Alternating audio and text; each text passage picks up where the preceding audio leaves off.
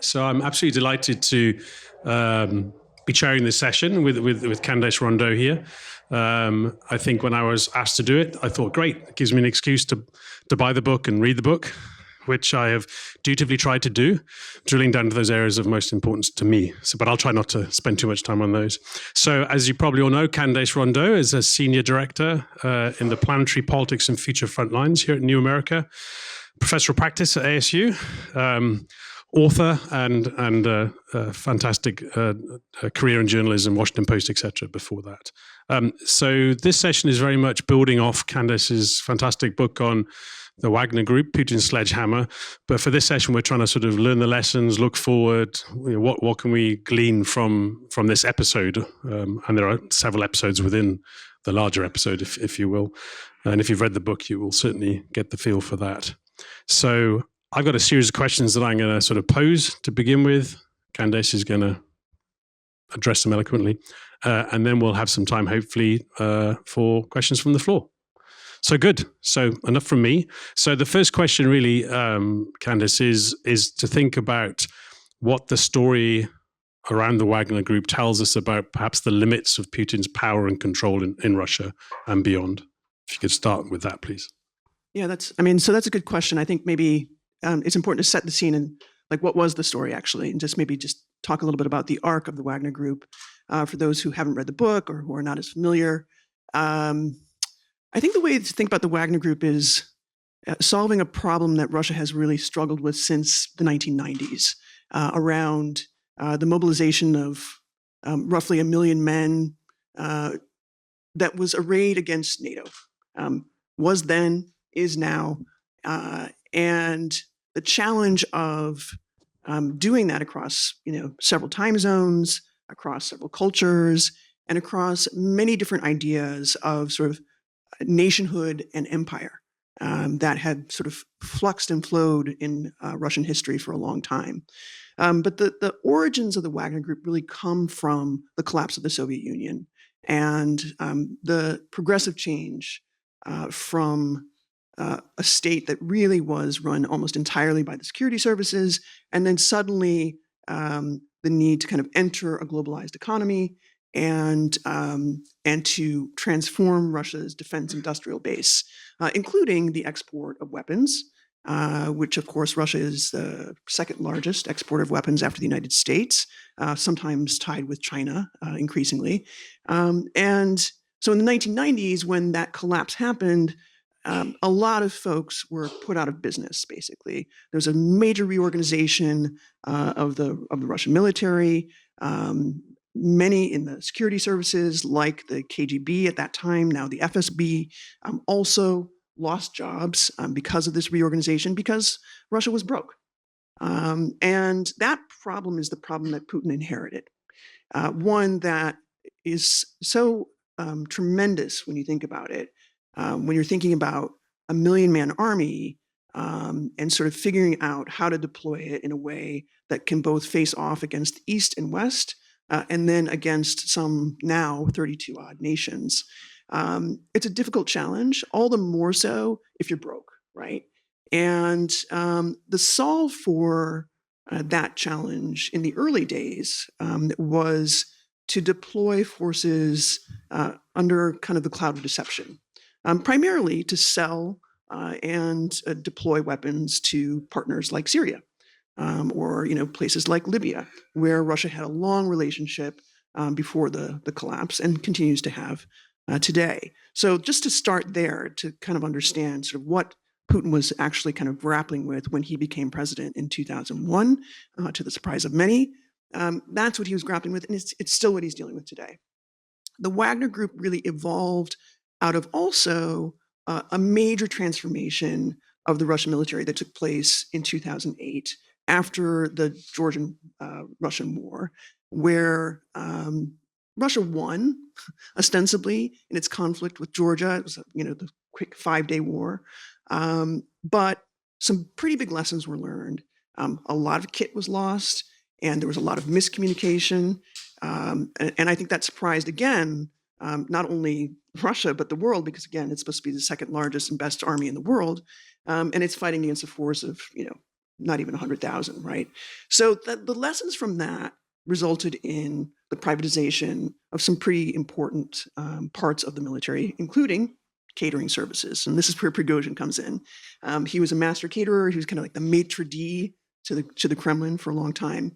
And it's there that the kind of the roads of Putin's life as a former KGB man, and very deeply connected to the Russian mafia, very reliant on them for security control of the city of St. Petersburg, and Prigozhin, who was also of that ilk, kind of converge and come together. And this idea of using irregular forces, to fill the gap that conventional forces couldn't do was born around 2010.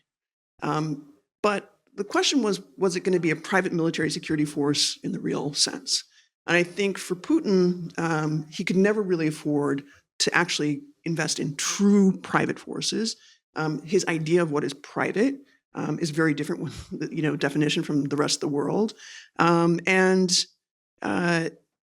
think the question from him was, could he afford to let anybody off the leash? Because the other problem with his sort of approach to governance is that he's essentially a man who deals in guesses and intuition, adhocracy, Mark Galeotti, the scholar, has called it, where institutions are subsumed in personalities. And as a result, when there's a systemic crisis, you have to rely on these kind of ad hoc actors like the Wagner Group. So the first lesson is that is a continual problem for Putin. His fundamental weakness is that he really relies on these ad hoc relationships and encouraging rivalries between potential leaders that might replace him in order to kind of control the system. And we saw that play out, as you know, during, of course, the 2023 mutiny, essentially, where Prigozhin rose up. Sorry, I got a tickle in my throat. Don't die on stage. Yeah, what a way to go. Well, thanks for that. You're welcome. Yeah, I'm sorry, I'm struggling with the frog in my throat. So, if you think about the Wagner experiment, the Wagner experience, how is that reshaping the ways that we think now about how mercenaries and irregular forces are going to be used into the future? Do you think? Yeah, I think there are some positive and sort of negative lessons, right? I suppose if you're an autocrat looking to consolidate your own power and at the same time challenge a rival that perhaps has more power, more reach than you, as we see with, say, Russia and the United States and NATO. The first, I think, lesson is mobilization is a marketing exercise as much as it is a military exercise. I think what Wagner really taught Putin, insiders in the Kremlin, and the military, was that if you're going to convince people to go to war, even on the cheap, right, you're going to need to give them something more than just money to bind them together. I think a lot of people kind of have this misimpression that many of the Wagner Group, mercenaries sort of signed up just for the money. And yes, the money was important. They were getting paid 3 times, sometimes 4 times more than their counterparts in the conventional military. And they got other perks like better weapons, better kit, a little bit more freedom. But it's that part, the little bit more freedom, and then the chance to go back and build cohesion in a way that was unique. It had this very special forces vibe. So playing into that was a lot of deep embrace of special forces kind of culture and regalia, trying to revive things like the VDV airborne symbology, and really kind of, as you saw from the book cover, some of the symbology, the skull and the crosshairs, all of that stuff is stuff that has been around, kind of as branding of the Russian way of war for the better part of like 40 years.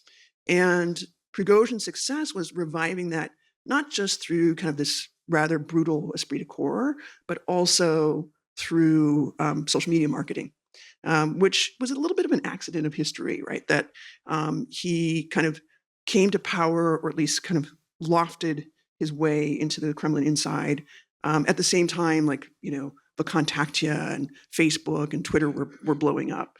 Without that, I think there would be no Wagner Group. So I think that's one of the first lessons. And the second lesson I think would be important to point out is if you want to challenge an adversary where you have an asymmetry of power, deception is your first investment. Because the Wagner Group was ultimately, in many ways, a deception operation, right? Because for the first 7 or 8 years of its existence, nobody really knew what to call it, who was responsible for it, how to attribute what its actions were. It wasn't really until February 2022 that people started to understand, oh, this is something that really is genuinely tied to the Kremlin, that the Kremlin has invested in one way or the other, right? And that's a long time to kind of deceive the entire world as to sort of what your actual purpose is. But it was essentially a sanctions evasion network. And still to this day, on some level, the Africa Corps is a sanctions evasion network, which is, of course, its successor.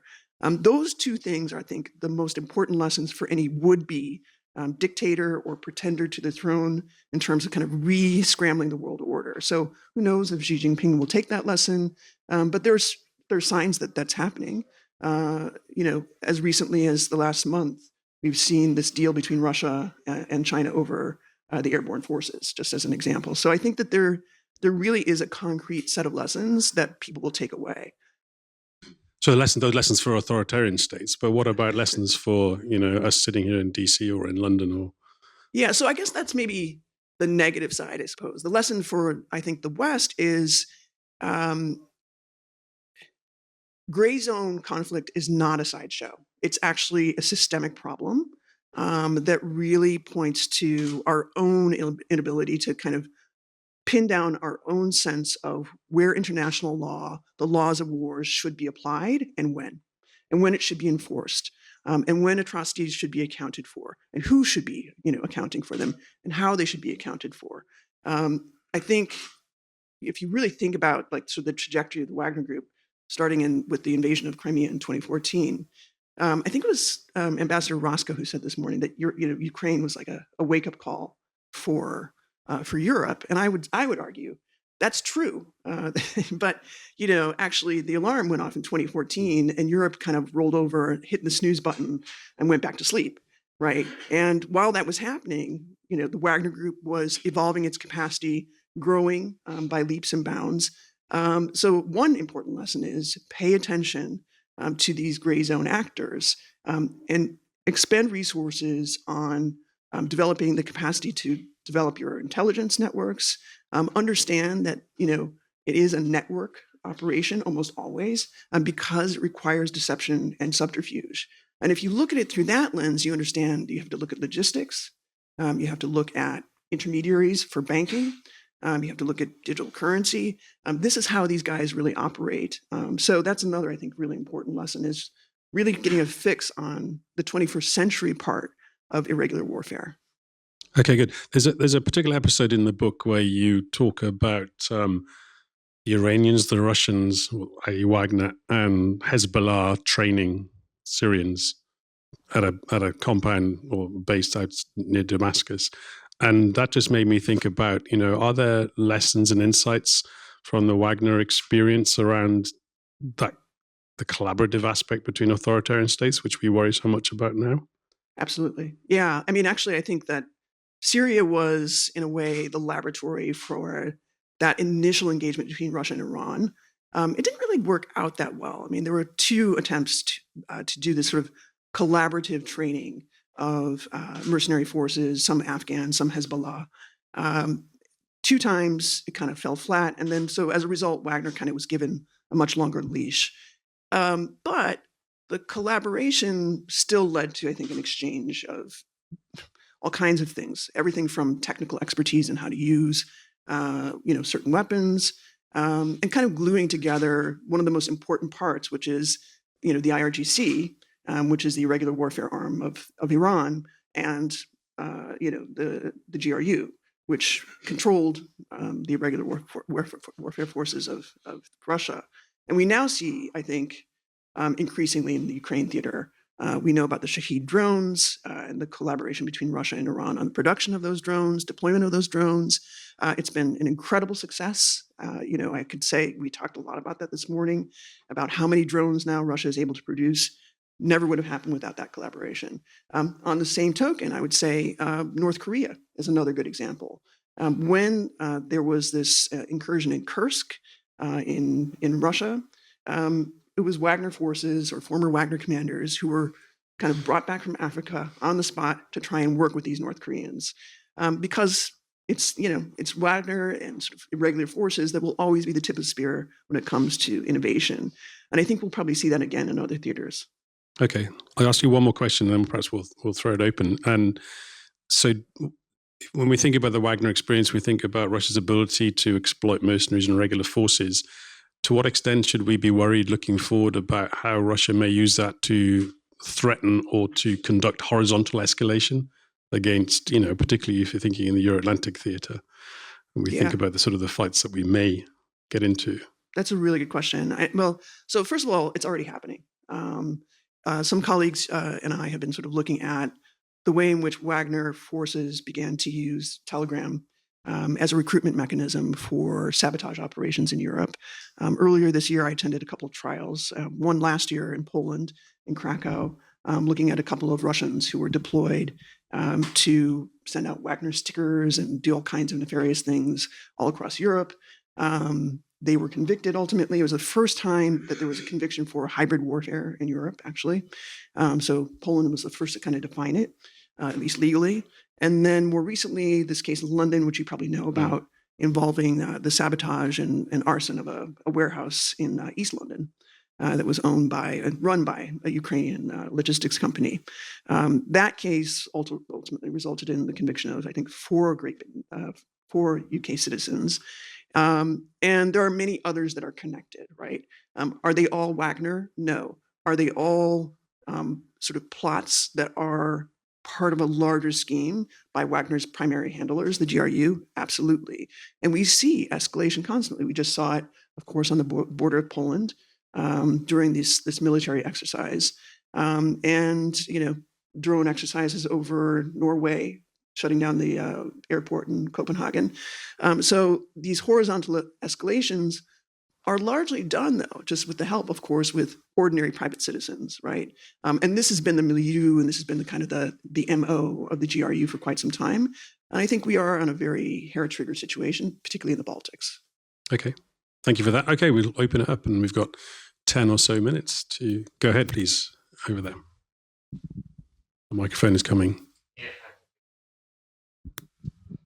Hi, Robert Wagner, no relation to the Wagner Group. United States Navy Reserve. So far, I've heard you say a lot about the warning that we can take from the capability, asymmetric capability, that the Wagner Group provides to Russia. But when the attempted coup happened, my mind immediately went to the 1905 battleship Potemkin incident. And so, could the Wagner Group also be a double-edged sword? Is there potential here where that actually signifies a crack that could be very bad for the Kremlin? Yeah, that's a great question. So I guess that would have been my third or fourth lesson in there, is that I think the mutiny exposed exactly what you just described, a real challenge with a sense of loyalty to the Kremlin. And because of the adhocracy, this kind of instability within the upper echelons of the military, we saw very immediately after the mutiny, over the course of about a year, some, dozen or so top-line generals who had been sort of supporters of Prigozhin and the Wagner Group were ousted, purged, basically. And so it's clear that Putin was aware of the threat once he kind of came to it late. But once he kind of calculated that this is really a problem, he started to remove these actors that he thought might be part of this larger plot. He hasn't really solved the problem. So I think you're correct. We even still see to this day sort of this infighting with like military bloggers on the state of the war. Should you be more aggressive? Should you move forward faster? And I think there's been a lot of discussion. Mikhail Khodorkovsky, who's a longtime opponent of Putin, has talked I think quite accurately about the fact that Putin really fears the moment when challenges around his health or something similar provoke more conversation about successors, right? Because there's no real obvious successor. You can name a few, but it's pretty clear that because he cannot afford to name a successor without then sort of denuding his own power, that there's a really strong possibility of these forces, I think, fighting, when it comes time for him to leave the stage, whether, through natural causes or otherwise. Okay, are there any Prigozhins in the room? No? No, okay. Go ahead. I think you have one back there too. Hi, I'm Jack Krapansky, unaffiliated. So where are we now today with the sense of, might there be a Wagner 2.0 at some point, or has the whole concept of irregular warfare been totally integrated into the Ministry of Defense and the GRU, et cetera? So the concept of irregular warfare has always been integrated into the GRU. At the outset of the war, I think it's fair to say that there was a turf battle between the FSB and GRU as to who was going to set the strategy. And we saw sort of like what the lessons of that play out in the first, say, 6 months or so, which didn't go very well, right? But it was more or less that internecine battle between two, security forces was more or less resolved within the first year of the war. But irregular warfare was always the bailiwick of the GRU. It was the FSB who thought maybe, well, we could augment things here. And, you can't mistake the FSB's importance in assisting, I suppose, with certain operations like the Skripal poisoning, as an example, in 2018. You name it, the FSB has had some sort of hand there. So just to clarify the context, going forward, I don't think the GRU or the Russian military command is going to experiment anymore with new types of Wagners. I think what they will do, as they have done, is to try and continue to augment Africa Corps. Although I think they also see that it's a challenging proposition. We see in Mali today that Russian forces are having a hard time. They kind of lost their purchase politically, and I think we also see that Mali is about to fall, likely in the next, who knows, few months, maybe, possibly. It's a very unstable situation. There's a theory about a domino effect on Burkina Faso, where of course you also have Russian forces under Africa Corps guys. I think, it will remain a sort of standard paramilitary force, a lot less freelancing, although there is a case to be made that things could get really dicey if there's an internal challenge to the Kremlin power structure. That's when things might get a little bit weird and experimental, I think. Okay, right at the back, the very back. Yeah, please go ahead. Thank you very much. My name is Bobby King. I'm currently unaffiliated. Bringing up Mali and the Sahel, are there any lessons that this book or the work with regards to the Wagner Group that the West can actually pick when dealing with countries that may need the services of places like of groups like the Wagner Group and then employ them?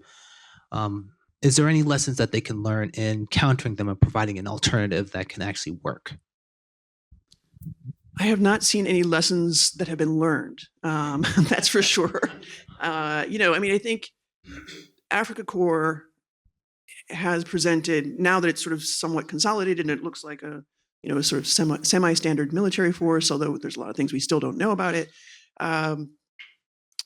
In some ways, the fact that it's not able to operate in these environments and find purchase, with the exception of the Central African Republic, which is a little bit of a different animal, is I think very telling in terms of just how challenging that environment is for any external actor. It doesn't matter if it's Russia or France, and France, of course, carried the freighted load of the colonial history, as did Britain. And frankly, the United States would not be, I think, very welcome in that kind of guise. And with AFRICOM now sort of being diminished on some level, there's even less of a chance for the United States to really act as a primary military counter or some sort of offer. We did see, I think, as you know, some experiments in the Central African Republic soon after the collapse of the Wagner Group with an American force trying to sort of offer some sort of counter. Not so successful. But I do think there will be other mercenaries. We're seeing Romanians as an example, Romanian forces that have sort of a mercenary caste operating in Central Africa as well. I do think that there's still going to be a lot more experimentation there. Is there a counter? The counter is less kleptocracy within some of these states. The counter is more even distribution of power. That's a hard problem, and I don't think it's solved externally. I think it can be with an eye to a more robust and kind of inclusive sense of how to build development and do development partnerships. I do think also investment beyond sort of the usual aid model, but investment in sectors that are really critical. One, critical minerals. This is going to be increasingly one that I think most states, including the United States, are going to be focused on. There's an opportunity there, but I don't see the lessons, and I don't see the apparatus, certainly of the United States interagency, being deployed in any way that could be, I think, consistently successful. And I hate to say that, but I just think that external actors in those environments don't do well because, well, it's not their war. And we saw that play out in Afghanistan. We saw it play out in Iraq. We've seen it play out in Syria. There is something to be said for restraint, even in situations where it seems kind of dire.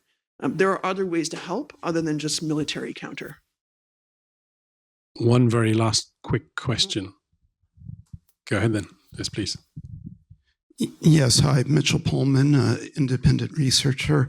I've seen in my own research that Wagner is still very much recruiting, and you mentioned that earlier. But I'm wondering, between all their losses in Ukraine and in Africa, aren't they just running out of people to be recruiting?